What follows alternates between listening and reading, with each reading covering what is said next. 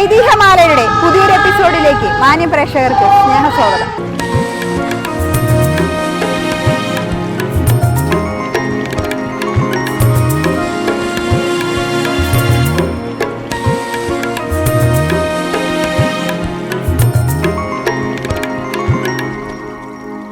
ഇന്ന് ഈസ്റ്റർ ദിനം. അതുകൊണ്ട് തന്നെ നമ്മൾ എത്തി നിൽക്കുന്നത് മാതൃദേവു ദേവൂസ് എന്നറിയപ്പെടുന്ന നമ്മുടെ ഈ വെട്ടുകാട് പള്ളിയിലാണ്. ട്രിവാൻഡ്രം എയർപോർട്ടിൽ നിന്നും 2.5 കിലോമീറ്റർ അകലെയും ട്രിവാൻഡ്രം സെൻട്രൽ നിന്നും 7 കിലോമീറ്റർ അകലെയുമാണ് നമ്മുടെ ഈ പള്ളി സ്ഥിതി ചെയ്യുന്നത്. നമ്മൾ ഈ കാണുന്ന വെട്ടുകാട് പള്ളി പണ്ട് പോർച്ചുഗീസുകാരുടെ ദേവാലയമായിരുന്നു. ഏകദേശം ഒരു 10 വർഷം പണി കഴിഞ്ഞിട്ടാണ് ഇന്ന് നമ്മൾ ഈ കാണുന്ന ഈ വെട്ടുകാട് പള്ളി പൂർത്തിയാക്കിയത് എന്നാണ് അറിയപ്പെടാൻ കഴിയുന്നത്. ഇവിടത്തെ കൂടുതൽ കാഴ്ചകളിലേക്ക് കമോൺ.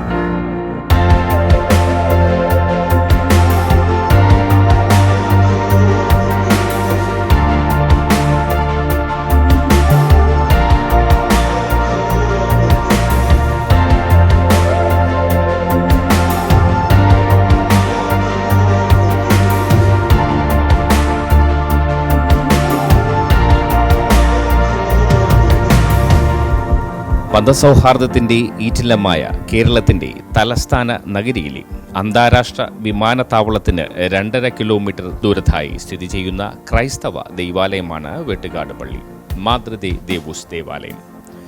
തിരുവനന്തപുരം ലത്തീൻ അതിരൂപതയിലെ പ്രധാന തീർത്ഥാടന കേന്ദ്രമാണ് വെട്ടുകാട്. ഭാരതത്തിൻ്റെ 2ാം അപ്പോസ്തലൻ എന്നറിയപ്പെടുന്ന വിശുദ്ധ ഫ്രാൻസിസ് സേവ്യറിൻ്റെ പാദസ്പർശനത്താൽ അനുഗ്രഹീതമായ പുണ്യഭൂമിയാണ് വെട്ടുകാടെന്ന് വിശ്വസിക്കപ്പെടുന്നു. പോർച്ചുഗീസ് മിഷണറിമാരുടെ വരവിന് മുമ്പ് തന്നെ വെട്ടുകാടിൽ ഒരു ജപാലയമുണ്ടായിരുന്നതായും ഒരു ക്രൈസ്തവ സമൂഹം ഇവിടെ നിലനിന്നിരുന്നതായും പാരമ്പര്യ വിശ്വാസമുണ്ട്.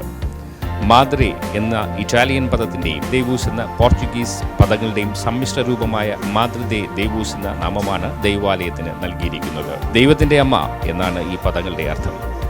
കന്യകാമറിയത്തിൻ്റെ നാമത്തിലാണ് ഇവിടുത്തെ ദൈവാലയം സ്ഥാപിതമായിരിക്കുന്നത്. മാനവകുലത്തിന്റെ പാപപരിഹാരത്തിന് ലോകരക്ഷകനായ ക്രിസ്തുയേശു കാൽവരി ക്രൂശിൽ യാഗമായി തീർന്ന ദിവ്യസ്മരണയ്ക്കായി ഈ ഉയിർത്തെഴുന്നേൽപ്പ് ദിനത്തിൽ ഏവർക്കും BMTVയുടെ ഈസ്റ്റർ ആശംസകൾ.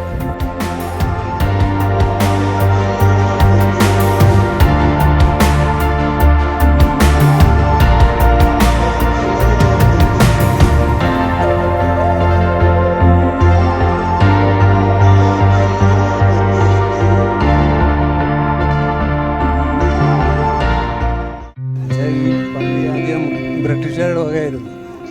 ബ്രിട്ടീഷുകാരുണ്ടാക്കിയൊരു പള്ളി, അതിന് നമ്മൾ പൊളിച്ച് അതിനെ രൂപീകരിച്ച് ഇത് വലിയൊരു പള്ളി ഉണ്ടാക്കി. ഇത് 5 വർഷത്തോളമായി ഇത് ഈ പള്ളി കെട്ടിയിട്ട് 5 വർഷത്തോളം അങ്ങനെയാണ് ഇപ്പോൾ ഉള്ളത്. പിന്നെ ഈ ക്രിസ്തുരാജൻ്റെ എന്ന് വെച്ചാൽ ലോകം ഒട്ടുകൊള്ള എല്ലാവർക്കും അറിയാവുന്ന ഒരു വ്യക്തിയാണ്. നമ്മൾ എന്ത് ചോദിച്ചാലും നമ്മൾ അറിഞ്ഞ് ചോദിക്കുന്നത് നമുക്ക് കിട്ടും എന്ന ഉറപ്പോടുകൂടി ഇവിടെ വന്ന എല്ലാ ജനങ്ങൾക്കും അങ്ങനെ കൊടുക്കുന്നുണ്ട്. അങ്ങനെ ക്രിസ്തുരാജൻ അനുഗ്രഹത്തിന് വരുന്നവർക്ക് ആരെയും വെറുതെ വിട്ടിട്ടില്ല. എന്തെങ്കിലും കൊടുക്കാതെ നമ്മൾ ചോദിക്കുന്നതെന്തും കിട്ടും. ഇവിടുത്തെ ആചാരങ്ങളിൽ ഏറ്റവും പ്രധാനപ്പെട്ട ഒന്നാണ് മെഴുകുതിരി കത്തിക്കൽ.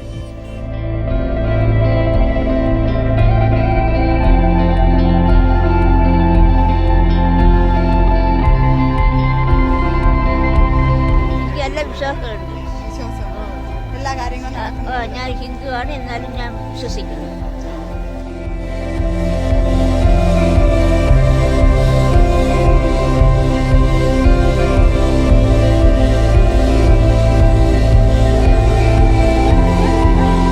എൻ്റെ മോൾക്ക് ജോലിയിലേക്ക് ഒരുപാട് തടസ്സമൊക്കെ ഉണ്ടായിരുന്നു. ആ ക്രിസ്തു രാജാവിനെ വിളിച്ചപ്പം എനിക്ക് അതിന് ഒരുപാട് അനുഭവം കിട്ടി. എൻ്റെ മോൾക്ക് ജോലിക്ക് നല്ല ഒരു ഇതും കിട്ടി. അവൾ അവിടെ വിളിച്ച് എൻ്റെ അടുത്ത് ഫോൺ ചെയ്ത് പറഞ്ഞ്, അമ്മ എനിക്ക് നല്ല സെയിലൊക്കെ ഉണ്ട്, അമ്മ പ്രാർത്ഥിച്ചുകൊണ്ടാണ് എനിക്ക് സെയിലുണ്ട്. അവിടെ ഒരുപാട് അവൾക്ക് ശത്രുക്കളൊക്കെ ഉണ്ട്, അവൾക്ക് സെയിലൊന്നും കിട്ടുന്നില്ല. അപ്പോൾ എൻ്റെ അടുത്ത് പറഞ്ഞു, അമ്മ പ്രാർത്ഥിക്കണം, ഞാൻ എന്താ പോവേണ്. അപ്പം ഞാൻ പറഞ്ഞു, മോളെ നീ പേടിക്കണ്ട, നീ പോ, അമ്മ പ്രാർത്ഥിക്കാം. അപ്പോൾ അവൾക്ക് ഒരുപാട് സെയിൽ കിട്ടി. എന്നെ വിളിച്ച് ഫോൺ ചെയ്ത് എൻ്റെ മോളെ എന്നെ വിളിച്ചിട്ടുണ്ട്, അമ്മയുടെ പ്രാർത്ഥനയാണ് അമ്മ എനിക്ക് ചെയ്ത് കിട്ടാതിരുന്നു. എനിക്ക് ഒരുപാട് കിട്ടി. എല്ലാ വെള്ളിയാഴ്ചയും ഞായറാഴ്ചയും എല്ലാം ഞാൻ ഇവിടെ എപ്പോഴും ഞാൻ വരും. എനിക്ക് ഒരുപാട് അനുഭവങ്ങളും എനിക്ക് വീട്ടിൽ തന്നെ ഒരുപാട് എന്തോ ക്രിസ്തു രാജാവ് എൻ്റെ ദേഹത്തുണ്ട് എന്നുള്ള ഒരു അനുഭവം. സത്യം, ഞാൻ ഇവിടെ വന്ന് എൻ്റെ കണ്ണുനീരൊഴിച്ച് എൻ്റെ മക്കളെ എനിക്ക് വിചാരിച്ച കാര്യങ്ങളെല്ലാം എനിക്ക് കർത്താവ് നേടിത്തന്നു. എൻ്റെ 3 മക്കളെ പഠിപ്പിക്കാൻ നിവർത്തിയില്ലായിരുന്നു, അവരെ വളർത്താൻ നിവർത്തിയില്ലായിരുന്നു, അവരെ കല്യാണം ചെയ്ത് അയക്കാൻ നിവർത്തിയില്ലായിരുന്നു. എൻ്റെ ഭർത്താവ് എന്നെ ഉപേക്ഷിച്ച് പോയി. ആ 3 മക്കളെ വളർത്താൻ ഞാൻ എന്തുമാത്രം കഷ്ടപ്പെട്ടെന്ന് കർത്താവിനും അറിയാം, എനിക്കും അറിയാം. അവരെ ഞാൻ വളർത്തി പഠിപ്പിച്ച് 2 മക്കൾക്ക് ജോലിയും കിട്ടി. മൂത്തതിനെ കെട്ടിച്ച് അതിന് 4 മക്കളായി. രണ്ടാമത്തേനെ കെട്ടിച്ച് അതിനൊരു മോനായി, അവൾക്ക് ജോലിയുണ്ട്. മൂന്നാമത്തേനെ കെട്ടിച്ചില്ല, അവൾക്ക് ജോലിയുണ്ട്. ഞാനിപ്പം വീട്ടിൽ ഇരുന്നാൽ മതി. എൻ്റെ മക്കൾ പറയുന്നത്, അമ്മ ഇനിയും വീട്ടിൽ ഇരുന്നാൽ മതി, അമ്മ ജോലിക്ക് പോകണ്ട, അമ്മയ്ക്ക് എന്ത് ആവശ്യം ഉണ്ടെങ്കിലും ഞങ്ങൾ തരും. ഞാൻ എനിക്ക് സമയം കിട്ടുമ്പോൾ ഞാൻ ഓടി ഇവിടെ എത്തും. കർത്താവ് നമുക്കെല്ലാം തരും, എല്ലാം തന്നിട്ടുണ്ട്, എല്ലാ സർവ്വതും തന്നിട്ടുണ്ട്. ഒരു വിഷമവും ഇല്ല, ഒരു ബുദ്ധിമുട്ടും ഇല്ല, ഒരു പ്രയാസവും ഇല്ല. ഇവിടെ വന്നു കഴിഞ്ഞാൽ ഈ ആളുകളുമായിട്ട് സഹകരിച്ച് സന്തോഷമായിട്ട് ഈ അമ്മമാരെല്ലാവരും കൂടെ ഞങ്ങളുടെ കൂടെ ഇരുന്ന് പന്നായാലും എന്തൊരു സാധനമായാലും അതിൽ ഒരു വീതം ഞങ്ങൾക്ക് തന്ന് ഞങ്ങൾ വെള്ളമായിട്ട് കുടിച്ച് സമാധാനത്തിൽ ഇവിടെ ഇരിക്കും. എനിക്ക് ഇപ്പം ഈ ഒരു വീഴ്ച വന്നു മോളെ. എനിക്കൊരു ബസ് ഇടിച്ച് വീഴ്ച വന്ന് 5 വർഷമായി. പൈസ ഒരുപാടൊക്കെ ചിലവാക്കി ഞാൻ ചികിത്സയൊക്കെ കഴിഞ്ഞ് ഇപ്പം വീട്ടിൽ ഇരുന്നാൽ കിടന്നു പോകുമെന്ന് വിചാരിച്ചിട്ട് ഞാൻ എല്ലാ ദിവസവും ഇവിടെ വൈകിട്ട് ഒരു രാവിലെ ആകുമ്പോൾ 10 മണിയാകുമ്പോൾ ഇവിടെ വരും. പള്ളിയിൽ വന്നിരിക്കും പാർട്ടിക്ക്. എനിക്ക് 76 വയസ്സായി.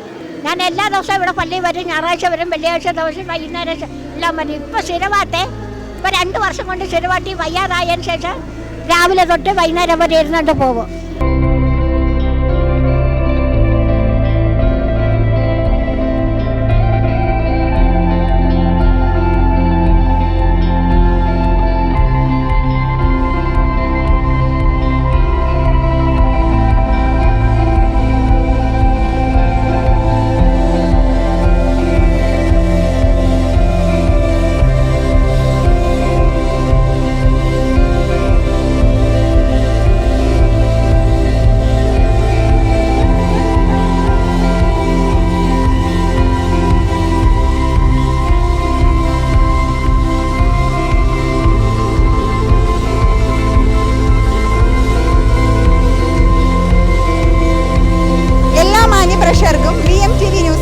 ഈസ്റ്റർ ദിനാശംസകൾ.